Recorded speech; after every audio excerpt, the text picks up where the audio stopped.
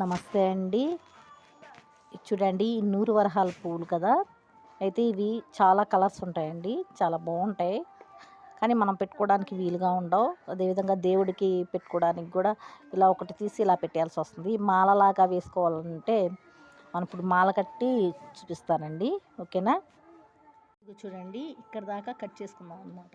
ఇక్కడ దాకా కట్ చేసుకుంటే మనం సూది దారంలో గుచ్చుకోవడానికి వీలుగా ఉంటాయండి. ఓకేనా?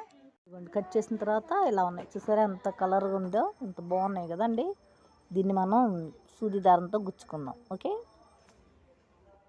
ఇదిగోండి చూడండి, మనం ఇలా గుచ్చుకోవాలన్నమాట. ఓకే, ఇదిగోండి కడితే ఇలా వచ్చిందనమాట. మనం మాల కట్టుకోవచ్చండి, లేకపోతే ఇలా మాల రాని వాళ్ళు ఇలా అన్న గుచ్చుకోవచ్చు. ఇవి దేవుడికి వేయడానికి బాగానే ఉంటాయండి, ప్లస్ మనం పెట్టుకోవాలన్నా బాగుంటాయి. అవునా? చూడండి ఎంత బాగుందో.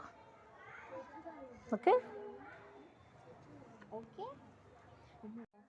ఇదిగోండి దీన్ని ఇప్పుడు మాల కట్టి చూపిద్దాం.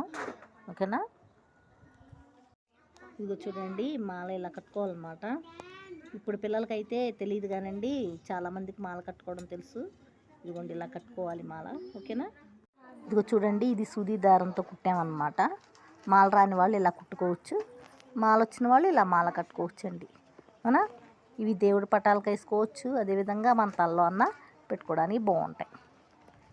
చూసారా? కాబట్టి నూరు వరహాలను కూడా మనం ఇలా ఇలాగా కుట్టుకొని తలలో పెట్టుకోవడానికి యూస్ చేయొచ్చండి.